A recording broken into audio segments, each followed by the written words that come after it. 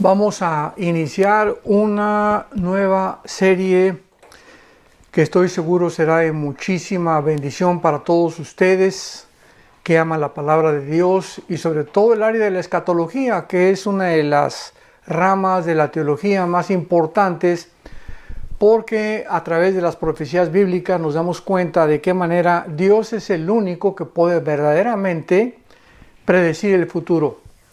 Y cuando nosotros nos damos cuenta que estamos viviendo alrededor de eventos en el mundo que a la luz de las Sagradas Escrituras se están cumpliendo, podemos corroborar y confirmar que verdaderamente la Biblia es la palabra de Dios.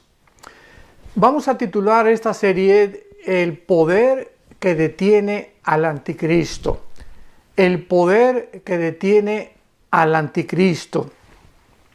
¿Qué quiero decir con esto? Bueno, dentro del cristianismo han habido varias controversias, especulaciones, hipótesis, etcétera, etcétera, respecto al orden de las profecías. Y esta es la razón por la cual dentro del cristianismo escuchamos palabras como pretribulacionismo, posttribulacionismo, amilianismo, postmilianismo, etcétera, etcétera. ¿Qué quiero decir con esto? Bueno, cuando decimos pretribulacionismo, está dándonos a entender este término que antes de la tribulación va a venir el arrebatamiento de la iglesia. En este caso, ¿verdad? Nosotros formamos parte de esta área de la escatología. Creo firmemente, como lo quiero demostrar a través de las Sagradas Escrituras, de que la iglesia no va a atravesar la gran tribulación. Por eso se llama pre significa antes tribulacionismo, antes de la tribulación. Cuando hablamos del post-tribulacionismo, hablamos de personas o cristianos que creen que es hasta la segunda venida de Jesucristo, junto con el arrebatamiento, que se llevan a cabo estos dos eventos. O sea, en la segunda venida de Jesucristo, viene el arrebatamiento y al mismo tiempo Él desciende del cielo, lo cual pues ya es muy difícil de sostener. Y luego tenemos el amilianismo, cristianos que creen que ya todas las profecías se cumplieron, que todo sucedió en el año 70 después de Cristo, que las profecías del Apocalipsis también ya se ha cumplido, que la semana 70 de Daniel ya se ha cumplido. Y entonces vemos estas diferentes posturas o perspectivas que existen, y esto es debido a que estamos ni más ni menos analizando, profundizando, escudriñando, penetrando en la mente de Dios. La Biblia es la mente de Dios revelada, y claro que no creo que haya ni siquiera un 5 o un 10% que podamos encontrar de la mente de Dios, dada nuestra finitud y nuestra limitación intelectual y también de comprensión. El apóstol Pablo escribió que todavía estamos mirando a través de como un espejo. Cuando éramos niños, 1 Corintios 13 dice Pablo, hablábamos como niños, pensábamos como niños. Cuando vamos creciendo, vamos desarrollando nuestra capacidad de comprensión. Y cuando ya llegamos a la edad adulta, pues ya tenemos un poquito más de madurez para poder percibir las cosas que nos rodean, entender cosas que no entendíamos ni en la infancia ni en la juventud. Y es exactamente igual con la vida cristiana. La vida cristiana tiene etapas, o sea, un recién convertido no puede entender el libro de Apocalipsis, ni Ezequiel, ni Daniel. Tiene que comenzar con la leche, igual que un recién nacido. Un bebé recién nacido no le puedes dar jamón, no le puedes dar una chuleta de puerco, ¿verdad? Porque se empacharía, se atragantaría, pero cuando va creciendo, después de un año de la leche de la mamá, ya brinca alimentos un poquito sólidos, que el gerbercito, que el jamoncito picado, y así el bebé, la naturaleza humana se va adaptando al alimento de acuerdo al crecimiento. Es exactamente igual en la vida espiritual. Dice el apóstol Pedro que crezcamos y deseemos la leche espiritual, que es la Biblia, como niños recién nacidos, para que crezcamos para salvación. Muy bien. Ahora con este preámbulo puedo yo comenzar a entender claramente por qué hay estas diferentes posturas dentro del cristianismo y no nos queda más que escudriñar las escrituras, buscar cuál postura tiene más peso teológico simplemente, ¿verdad? Y tratar de poder llegar a una solución.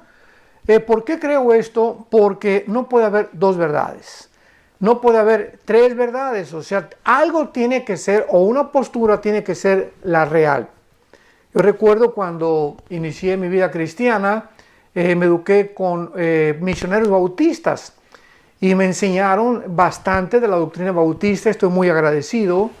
Después estuve con hermanos pentecostales, los hermanos bautistas, vivíamos en Acapulco, se fueron y comencé yo a recibir la doctrina pentecostal, que todos desde luego somos hermanos en Cristo, ¿no? Pero la postura pentecostal tiene su perspectiva del bautismo del Espíritu Santo, de los dones espirituales, y después de los bautistas y los pentecostales, yo veo detrás de todo esto la mano de Dios.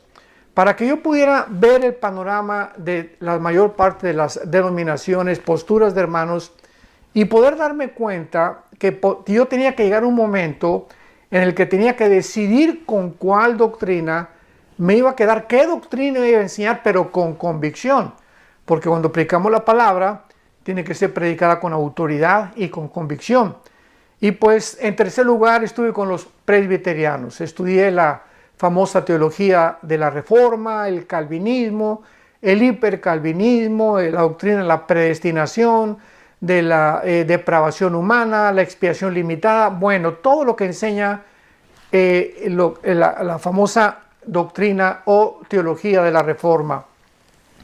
Y finalmente, pues yo tenía que encontrar un equilibrio. Fue lo que yo le pedí al Espíritu Santo, dame un equilibrio, Señor, ¿verdad? Porque todos mis hermanos tienen diferentes perspectivas y esto es bueno porque así dependemos unos de otros, o sea, no nos vamos a tachar de herejes, ni mucho menos, simplemente son enfoques diferentes por causa de falta de muchas piezas del rompecabezas en la Biblia que no hemos encontrado y otras veces por falta de estudio profundo de la palabra de Dios.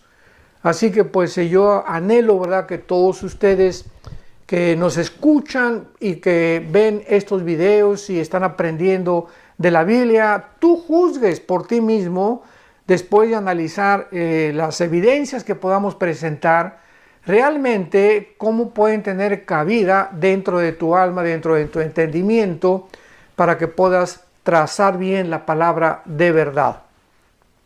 Vamos a ver la primera y la segunda carta a los tesalonicenses, principalmente para examinar lo que el título de esta serie le he llamado el poder que detiene al anticristo. O sea, vamos a descubrir en estas dos cartas que el apóstol Pablo fue usado por Dios para una gran conversión de un gran número de residentes en la ciudad griega de Tesalónica. Pero no solo Pablo les enseñó las doctrinas principales de la salvación, sino que también les enseñó claramente y puso un orden, y este orden es el que quiero seguir, porque nos va a demostrar claramente, pero así claramente, yo no encontraría ya otra forma de poder discutir estas doctrinas, más que siguiendo el orden que el apóstol Pablo en su primera carta y en su segunda carta establece escatológicamente del rapto o del arrebatamiento de la iglesia, de la gran tribulación, de la aparición del anticristo y de la segunda venida de Jesucristo. Entonces es importante ver esta cronología porque nos lleva a una conclusión que es a la que particularmente yo he llegado y a la que pienso que muchos de ustedes también honestamente van a llegar. Entonces el apóstol Pablo no solamente les enseñó las doctrinas a estos cristianos de la ciudad de Tesalónica, repito, era una ciudad griega, sino que también les enseñó el rapto, la aparición del anticristo, la gran tribulación y la segunda venida de Jesucristo. Pablo tuvo que salir de Tesalónica por la gran persecución que esta iglesia experimentó. Y más tarde les escribe, cuando ya se va a estas dos cartas, explicándoles claramente los dos aspectos de estos dos gran eventos. Repito, en estas dos cartas, Pablo tenía, guiado por el Espíritu Santo, que enseñarles los dos principales aspectos de estos dos eventos, del arrebatamiento de la iglesia y de la aparición del anticristo o la gran tribulación. Primero les menciona lo que se conoce como la manifestación gloriosa y la aparición maravillosa de Jesucristo nuestro Señor, cuando viene por nosotros, cuando viene Jesucristo en el aire y nos saca del mundo. Por eso se le llama arrebatamiento, o sea, arpazo en la palabra griega, que significa literalmente ser sacado súbitamente o ser arrebatado con fuerza, y del latín raptarus. Por eso son sinónimos, se puede usar rapto o se puede usar arrebatamiento. Y esto es no solamente una experiencia que tal vez seamos nosotros, esta generación que estamos viviendo, los que no vamos a experimentar lo que significa morir. O sea, esta doctrina del rapto, como lo vamos a ver, era un misterio. En el Antiguo Testamento no está. En los Evangelios no la encontramos tampoco. Fue algo que Dios apartó de una forma soberana para enseñársela a un solo hombre. No se le enseñó a Juan, ni a Santiago, ni a Mateo, ni a Marcos, ni a Pedro, se le enseñó al apóstol Pablo. Esto nos muestra que Dios es soberano en cuanto a muchos secretos que Él tiene. Y Él puede enseñarle a Isaías cosas que no le enseñó a Malaquías, cosas que no le enseñó a Zacarías, cosas que no le enseñó a Sofonías, a todos los profetas menores y a los mayores del Antiguo Testamento, pero que cuando ponemos a todos estos profetas y todas estas revelaciones que Dios le dio tanto en el Antiguo Testamento como en el Nuevo Testamento a diferentes hombres, nos damos cuenta la consistencia de la verdad. O sea, ninguno de ellos se contradecía. Muchas cosas parecen que se contradecían, pero cuando las ponemos ya juntas, como dice el Salmo 119, la suma, la unión de tu palabra es la verdad. No podemos tomar una doctrina del Apocalipsis sin tener en cuenta el libro de Ezequiel y mucho menos el libro de Daniel y el libro de Zacarías. No podemos tomar los evangelios sin corroborar Mateo con Lucas, con Marcos, con Juan, etcétera, etcétera. Y aunque los cuatro evangelistas, Mateo, Marcos, Lucas y Juan, escriben de diferente forma, viendo de diferentes aspectos la vida y ministerio terrenal de Jesucristo, todos escriben cosas diferentes, pero muchas de ellas coinciden aun cuando usan un lenguaje diferente. Entonces el apóstol Pablo, en la primera carta a los Corintios, para inmediatamente aclarar este punto, en la primera carta a los Corintios, por favor abre tu Biblia, 1 Corintios capítulo 15, vamos a comenzar a entender esto desde la A hasta la Z. Eso sí, se los prometo que así lo vamos a hacer. En 1 Corintios 15, versículo 51, el apóstol Pablo nos dice lo siguiente: he aquí les digo un misterio, o sea, nos va a revelar Pablo a un secreto, y un misterio significa algo que no estaba revelado en el Antiguo Testamento, algo desconocido antes de él, que tampoco estaba revelado en los evangelios. Entonces, por eso Pablo comienza diciéndonos: les voy a dar a conocer un misterio, algo que estaba escondido, pero que ya no es escondido. Dios me lo reveló a mí. Lo escondió en el Antiguo Testamento, lo escondió en los evangelios, pero al Espíritu Santo le agradó revelármelo a mí. Muy bien. ¿Cuál es este secreto? ¿Cuál es este misterio que Pablo nos quiere revelar? Y dice a continuación que no todos vamos a morir. O sea que no todos dormiremos, pero todos seremos transformados. Eso es una revelación que no existía en el Antiguo Testamento. En el Antiguo Testamento, Isaías, muchos profetas hablaron de la resurrección de los muertos, pero nadie sabía que iba a haber una generación, en este caso en el cuerpo de Cristo, que somos la iglesia, los cristianos, que no íbamos a morir. ¡Qué tremenda revelación! ¡Qué tremenda y maravillosa esperanza! Que va a haber un grupo de cristianos que no vamos a saber qué es morir. Me incluyo porque le pido a Dios que podamos tener ese privilegio, esta generación que estamos viviendo, que no seamos nosotros la generación de la cual está hablando Pablo, que de repente vamos a desaparecer y estaremos en un cerrar de ojos, en el aire, en la presencia del Hijo de Dios, de Jesucristo.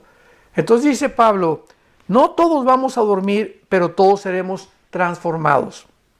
La palabra dormir no significa una existencia inconsciente. Esto es muy importante. La palabra dormir se refiere al cuerpo físico siempre en la Biblia. Dormir es el cuerpo, pero la Biblia nos habla claramente, sin ningún lugar a dudas, que en el momento de la muerte, como en Génesis 35, etcétera, etcétera, sale de nuestro cuerpo el alma y el espíritu. En el momento de la muerte, tu alma y tu espíritu, mi alma y mi espíritu, sale inmediatamente del cuerpo y nos vamos, ¿verdad?, a la presencia de Dios, o los que no son cristianos, su alma y su espíritu salen para bajar al Sheol, que en el Nuevo Testamento se tradujo Hades, que es una transliteración del hebreo al griego. La palabra Sheol en el Antiguo Testamento se usó para el lugar no de la tumba, porque claramente nos muestra el Antiguo Testamento que en el Sheol las gentes estaban conscientes, tenían una existencia consciente. Muere Abraham y le dice Dios, serás reunido con tus padres, serás reunido con tus parientes, o sea, dándonos a entender el Espíritu Santo que al morir había un lugar donde todos los muertos justos, ¿verdad?, iban al mismo lugar y estaban reunidos juntos, esperando desde luego la muerte de Cristo en la cruz, porque ya cuando muere Cristo en la cruz, Él baja y saca a todos del Hades, de los que se encontraban en el lado del paraíso o del seno de Abraham. De esto ya he hablado en otras conferencias. Y ahora desde Cristo a nuestros días, todos los cristianos que han muerto desde Pentecostés hasta nuestros días del año 2021 en que nos encontramos, ahorita estamos en el mes de abril, a finales del mes de abril estoy compartiendo esta conferencia. Todos los cristianos en el momento de la muerte salimos inmediatamente de nuestro cuerpo y nos vamos con el Señor, inmediatamente. Pero si tú no has muerto o yo no he muerto y el rapto viene tal vez acabando esta conferencia o mañana, un mes, no sabemos, 1 año, 2 años, no sabemos. Si somos nosotros los que vamos a participar de esta maravillosa experiencia, de repente vamos a ser transformados. Vas a estar comiendo en un restaurante o manejando, un piloto en un avión, un chofer en un camión, un médico tal vez operando, o a lo mejor yo predicando, ¿verdad? No sabemos, pero si viene el arrebatamiento y viene el rapto de la iglesia, de repente vamos a desaparecer millones de personas, nuestra ropa se va a quedar ahí tirada y vamos en instantes, en milésimas de segundo, nuestro cuerpo corruptible, porque así nuestro cuerpo como lo tenemos no puede ser transportado al cielo, porque es un cuerpo que no puede heredar, la carne y la sangre no puede heredar lo invisible, lo incorruptible. Un cuerpo imperfecto no puede estar en un lugar perfecto. Entonces es lógico que nuestro cuerpo tiene que ser cambiado en milésimas de segundo para estar, repito, en la presencia de Jesús. Jesús vendrá en el aire y no va a tocar los pies en la tierra. Esta es la gran diferencia. Después ya hablaré de todo eso. En el rapto viene Jesús en el aire, nos saca del mundo, la iglesia sale del mundo, comienzan los 7 años de la tribulación y en la segunda venida Cristo desciende y toca el monte de los olivos. Zacarías capítulo 14, versículos 2 y 3. En la segunda venida Él toca los pies en el monte de los olivos y en la segunda venida Él viene con nosotros. Dice Apocalipsis 19, en un caballo blanco, y los ejércitos le seguían, y todos nosotros venimos junto con Él a establecer su reino milenial, o el reino mesiánico prometido a los profetas y al rey David en particular. Muy bien, continuamos en 1 Corintios 15. Quiero ir despacio, como lo puedes notar, que tenemos que ir despacio en el escudriñamiento y en la exposición de la palabra de Dios. Les digo un misterio, no todos vamos a dormir o a morir, pero todos seremos transformados. En un momento, en un abrir y cerrar de ojos, dice el apóstol Pablo, esto fue lo que Dios le reveló a la final trompeta. Porque se tocará la trompeta y los muertos en Cristo, o sea, si viene el rapto ahorita, para ir despacio, si viene el rapto ahorita, o mañana, o pasado, o la semana que entra, todos los que han muerto antes que nosotros, desde Pentecostés, porque esto es importante, en el rapto solamente nos vamos a ir todos los que formamos el cuerpo de Cristo. La Biblia le llama los que estamos en Cristo, porque cuando en Pentecostés vino el Espíritu Santo, el Espíritu Santo hizo algo que no había hecho jamás en la historia. Desciende el Espíritu Santo para hacer su morada, para convertirnos a nosotros, nuestro cuerpo convertirlo en el templo de Dios. Dice 1 Corintios 6, 19 y 20, que no sabéis que vuestro cuerpo, mi cuerpo, tu cuerpo es el templo donde Dios está viviendo. Esto es maravilloso. Somos el templo del Espíritu Santo. Entonces el Espíritu Santo en el momento en Pentecostés entró a hacer su morada. Ya en el Antiguo Testamento entraba y salía, entraba y salía. Entraba sobre Sansón y Sansón tenía unas fuerzas sobrenaturales, pero se iba. Entraba sobre David y David tocaba el arpa y comenzaba a escribir como el Salmo 22, que 1000 años antes de Cristo contiene la crucifixión escrita por David, guiado por el Espíritu Santo, inspirado por el Espíritu Santo, pero se iba el Espíritu Santo y así venía sobre las personas, pero se iba. Pero desde Pentecostés, que fueron 50 días después, porque la palabra Pentecostés significa 50 en el griego, entonces 50 días después de que Cristo muere, el Espíritu Santo viene sobre un grupo de personas llamados los cristianos, o también se les llamaba los del camino. Y el Espíritu Santo ya muere en nosotros. El Espíritu Santo nos bautiza. Esto significa nos identifica, nos amalga, es un amalgamiento. El bautismo del Espíritu Santo no viene después de que te hayas convertido. El Espíritu Santo viene en el momento en el que tú te conviertes. Tú eres una nueva criatura. Has nacido de nuevo, has sido bautizado por el Espíritu Santo, o sea, no hay tal cosa como que ya recibí a Cristo, pero estoy incompleto, me falta algo, espérame tantito, dice Colosenses 2 que estamos completos en Cristo, no nos falta absolutamente nada, el momento que recibes a Cristo tienes todo, lo único que nos falta es crecer en su gracia y en su conocimiento. Entonces el bautismo del Espíritu Santo es la operación 1 Corintios 12, 13, en la cual todos somos unidos, amalgamados, a formar parte de un solo cuerpo. Este cuerpo, dice Efesios 2, no existía. Esta entidad, este nuevo hombre, no existía ni en los evangelios ni en el Antiguo Testamento. Esto es importantísimo para diferenciar la iglesia de Israel. Algún día vamos a profundizar en esto. Pero la iglesia y Israel son dos entidades completamente distintas. Entonces, el momento en el que el Espíritu Santo vino en Pentecostés hasta nuestros días, se formó el cuerpo de Cristo llamado la iglesia.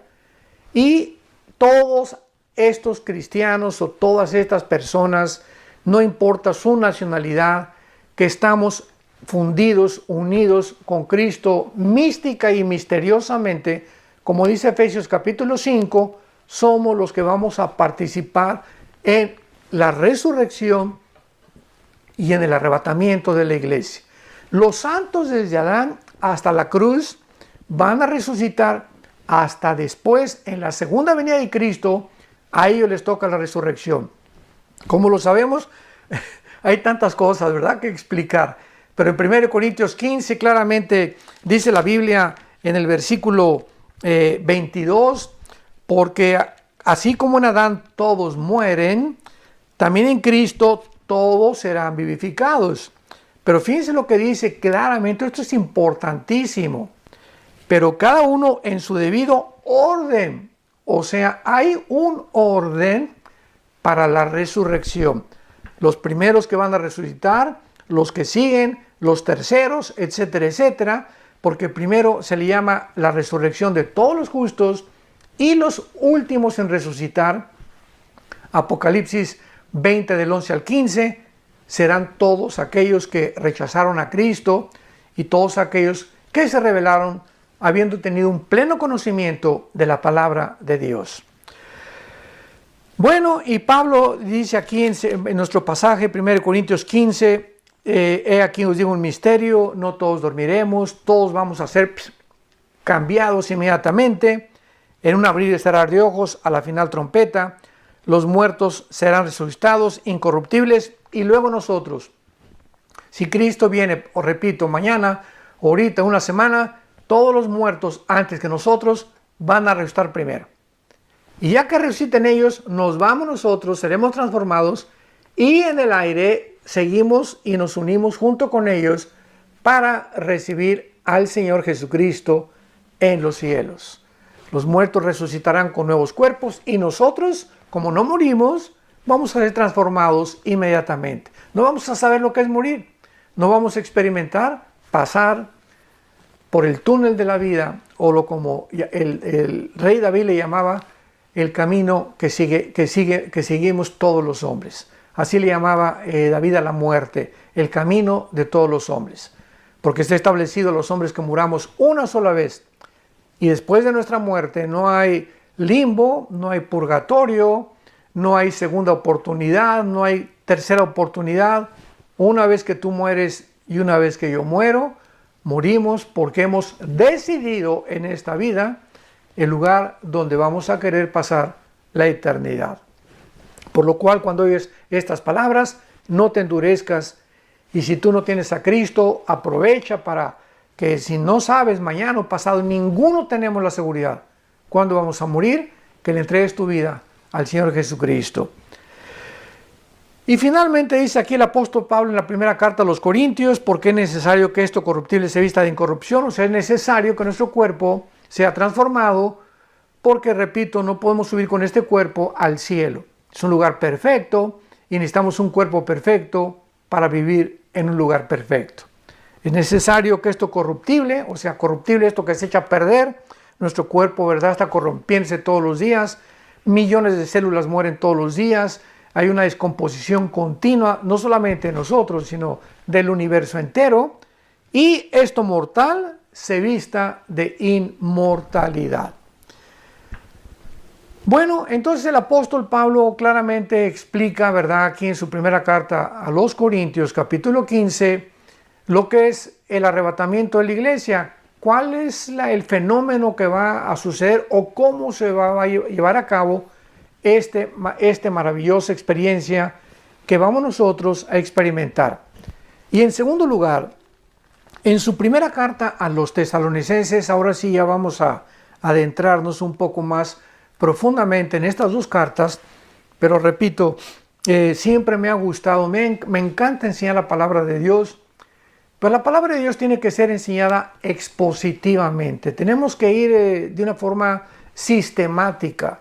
Y esto es muy importante para poder absorber, digerir, ahora sí que masticar y no atragantarnos claramente las enseñanzas del Espíritu Santo, pero más que nada tener hambre. Si tú me escuchas y eres un cristiano que tienes hambre, que te apasiona oír, que quieres saber, etcétera, etcétera, y además que algún día te puede Dios llamar para que tú también enseñes esto a tus hijos, a tus padres, a tu novia, a tu novio, no sé, Dios te va a iluminar, porque necesitamos tener esa pasión de no solamente comer la palabra y enriquecer nuestro entendimiento y nuestro conocimiento de Dios, sino que Dios nos da para que nosotros demos. Nunca Dios nos da nada para que lo guardemos para nosotros. Dios le dijo a Abraham, te bendigo para que tú bendigas a los demás. Dios me da dinero para yo bendecir a los demás. Me dio Dios talentos para bendecir con mis talentos a los demás. Me da el don de la música, yo no lo tengo desde luego, para que tú con la música bendigas y sirvas a Dios. No hay nada. Dios te da casas, Dios te da propiedades, Dios te da todo para que no necesariamente que tengas que vender todo, pero simplemente, ¿verdad?, para que entiendas que somos administradores de la gracia de Dios.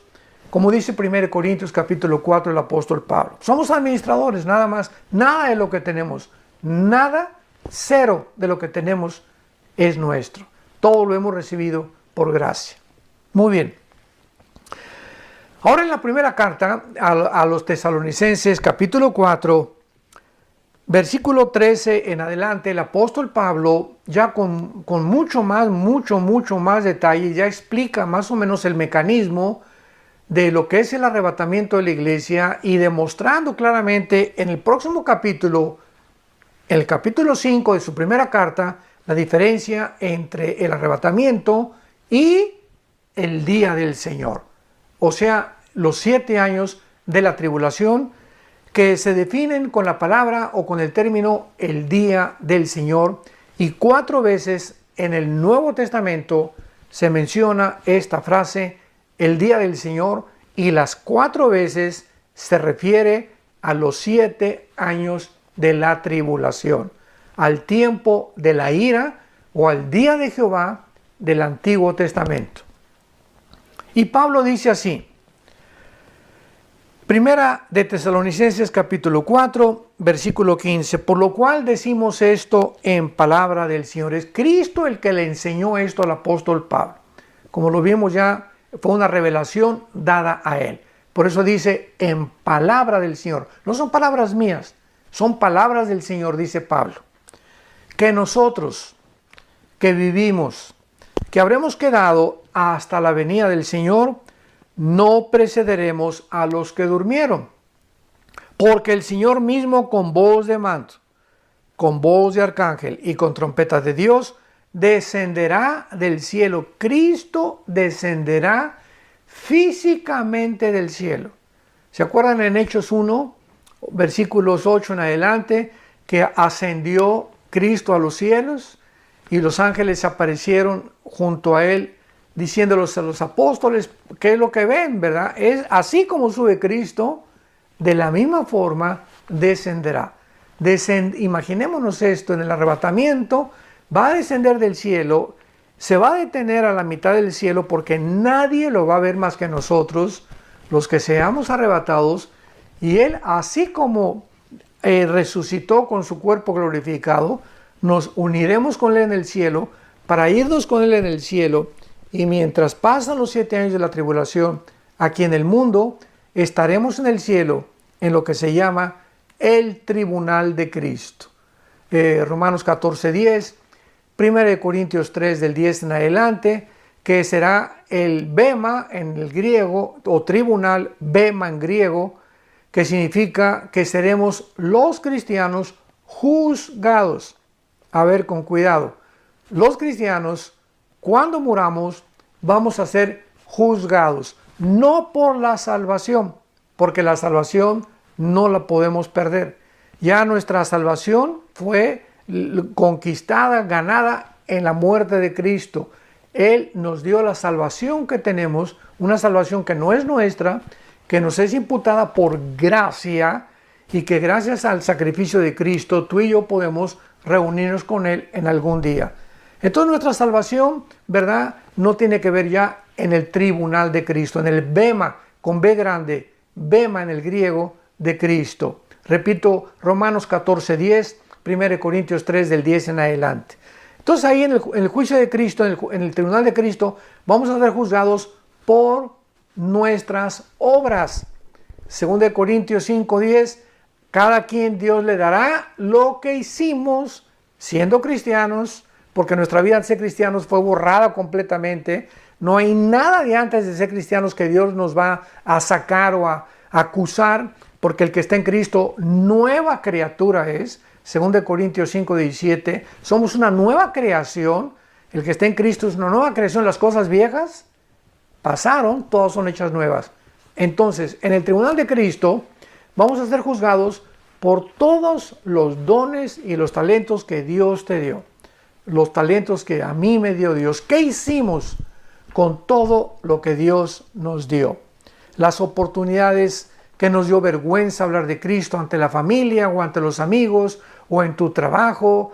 Las oportunidades que Dios nos dio para poder ayudar a la obra de Dios, para sostener la obra de Dios. Las oportunidades que Dios nos dio para poder usar nuestros talentos musicales.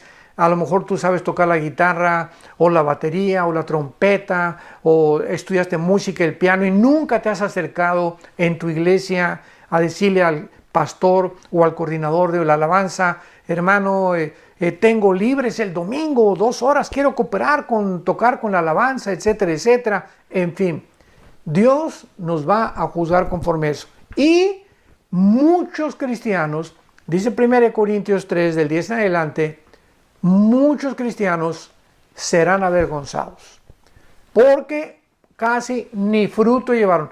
Pasaron al cielo, decimos aquí en México vulgarmente, de panzazo, con 6 de calificación, ¿verdad? 5 es reprobado, 6 es ya así que raspando, ya 7 regular, 8 bien, 9 excelente, ya 10 de calificación es magnífico. Entonces muchos cristianos pasarán con un 6 de calificación. Recibieron a Cristo, tal vez tengan la salvación, pero sus frutos, ¿verdad?, fueron enterrados, no los utilizaron. Y estos cristianos, aunque sean salvos, aunque estén en el cielo, serán avergonzados. Y serán los soldados rasos de la otra vida. Porque en la otra vida va a haber generales, coroneles, tenientes, cabos, ¿verdad? Va a haber cristianos, dice Apocalipsis 20, versículos 2 y 3, y vi tronos y los que fueron dignos de sentarse en ellos. O sea, no todos los cristianos ocuparemos un trono, que significa lugar de autoridad en la otra vida, sobre las otras naciones que habrá en la otra vida y que Dios designará de acuerdo a su soberanía. Muy bien. Entonces, dice Pablo que descenderá del cielo y los muertos en Cristo resucitarán primero. Y luego nosotros, ya lo vimos hace unos minutos, una vez que resuciten todos los muertos antes que nosotros, luego nosotros, versículo 17, los que estemos vivos, los que hayamos quedado, o sea, los que vivamos hasta que venga el rapto, seremos arrebatados. Arpazo, repito, el arpazo, escríbela. Es la palabra arpazo, tal como suena con A de Armando y con Z, arpazo, que significa seremos sacados, arrebatados, fuera del mundo, súbitamente, repentinamente, como lo vimos en Corintios, de una forma imperceptible, un parpadear de ojos, millones de personas desapareceremos de esta tierra. Y dice la Biblia a continuación, seremos arrebatados juntamente con ellos en las nubes para recibir al Señor en el aire. Qué grande diferencia, ¿verdad? Qué clara es la Biblia. El arrebatamiento no tiene que ver nada con la segunda venida. El arrebatamiento viene el Señor y nos saca a nosotros en el aire, no pone los pies en la tierra. Hasta la segunda venida desciende con nosotros, pasando después de los 7 años de la tribulación, y pone sus pies en el monte de los olivos, Zacarías 14, 2 y 3. Entonces son dos eventos completamente diferentes. ¿Por qué tenemos que mezclarlos? ¿Por qué tenemos que confundir al Espíritu Santo? Lo vamos a mostrar todavía con muchas más evidencias más adelante. Y fíjense lo que dice a continuación. Y así estaremos siempre con el Señor. Por lo tanto, dice Pablo, en vista de esta maravillosa revelación, aliéntense, confórtense unos a otros con estas palabras. O sea, los cristianos no estamos esperando al anticristo ni la gran tribulación. Oye, si yo supiera que voy a pasar la gran tribulación, pues realmente no me dejaría dormir, ¿verdad? ¿Y qué va a pasar? Y con mis hijos, y no vamos a comer, y vamos a ser, etcétera, etcétera, perseguidos. Y no es esta esperanza la que la Biblia nos da. La Biblia nos da una esperanza gloriosa, maravillosa, la manifestación y aparición gloriosa de Jesucristo, dice Tito capítulo 2, versículo 10, de Jesucristo en el aire para llevarnos con Él. Y este es el aliento que tenemos, que ya nos vamos. Ya no sabemos, pero ya se oye la voz del novio en el aire. Ya los cascos del Apocalipsis se escuchan en el cielo. Ya nos encontramos en la orillita. Estamos ya en el vértice, ¿verdad? Completamente ya de salir de este mundo y de que se acabe todo y de poder ver ya finalmente a Jesucristo y ya jamás enfermarnos, ni sufrir, ni llorar, ni lamentarnos, ni preocuparnos, ni estresarnos, ni nada, porque nuestras lágrimas serán limpias y serán secadas y descansaremos en el Señor y sabremos que valió la pena haber confiado en el Hijo de Dios en la cortita vida que tenemos en este mundo. Muy bien. Y para terminar, el capítulo 5 de Tesalonicenses, que podremos ya ver con muchísima más calma en la próxima conferencia. Vamos a ver en el capítulo 5 de la primera carta de los Tesalonicenses. Simplemente les hago un breve bosquejo. Dice Pablo, pero acerca de los tiempos, o sea, ya nos habló del rapto. Sigamos este orden, recordemos. Ahora dice Pablo, acerca de los tiempos y de las ocasiones, no tienen, hermano, necesidad que yo les escriba, o sea, no tiene necesidad que yo les diga el orden de los tiempos. Los tesalonicenses, de alguna manera, ya estaban conscientes de qué forma esto iba a suceder, pero seguían confundidos. Así como nosotros. Tenemos la Biblia aquí delante de nosotros. Las cartas de Pablo, ya está completa la Biblia, y en el mundo cristiano sigue la confusión. ¿Qué si el cristiano va a ir al rapto? Otros hasta se han atrevido a negar que existe el rapto. Otros que vamos a pasar la tribulación, otros que al final de la tribulación, otros que después del milenio, otros que no va a existir el milenio. Es increíble que no hemos cambiado después de 2000 años. La misma confusión que tenían la iglesia tesalónica y los corintios la tenemos nosotros en el siglo XXI. Y todo esto porque no escudriñamos las escrituras como debe ser. Es todo. Porque Dios no nos ha dado un espíritu de confusión. Dios no es un Dios de confusión, le dijo a los corintios. Dios es un Dios de orden. En todo hay un orden en lo que hace Dios. Y cuando nos adentramos en este orden, podemos entender, poniendo en orden la A, la B, la C, la D, etcétera, etcétera, en el archivero, entonces tenemos una clara comprensión. Pero si yo tengo un archivero donde la B está en la A y la A está en la C, pues entonces no puedo encontrar rápidamente las cosas que busco, porque hay un desorden en mi archivero mental. Entonces Dios quiere que podamos ya poner en orden nuestra mente, y es necesario, repito, es necesario escudriñar las escrituras diligentemente, perseverantemente en oración. Pedirle a Dios con pasión, Señor, quiero conocer la verdad, quiero seguirte con todo mi corazón, pero no solamente, repito, para conocerte, sino para poder compartir el glorioso evangelio de las buenas noticias que Jesucristo nos vino a traer al mundo, que tú estabas, Señor, en Él, reconciliándonos en la cruz, perdonándonos nuestros pecados, no tomando en cuenta todas las maldades que hicimos antes de ser cristianos, sino para que nos dieras la vida eterna. Que Dios te bendiga. Y yo ya no aguanto en compartirles la segunda parte de este estudio, el poder que detiene al anticristo. Que Dios te bendiga y recibe a Cristo hoy que tienes vida, hoy que tienes salud, hoy que tu mente está clara y fresca. No pierdas más el tiempo. Invítalo a tu corazón.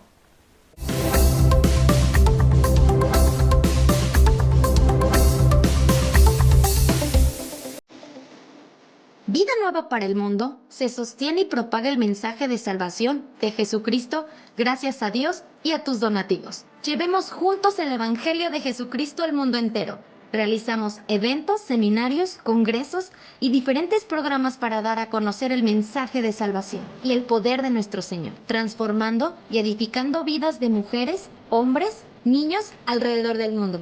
¿Qué pasa cuando decides hacer tu donativo?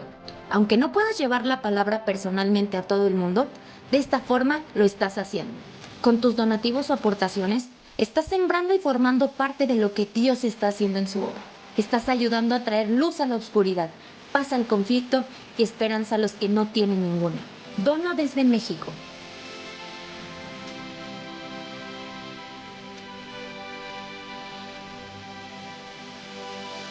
Dona desde Estados Unidos.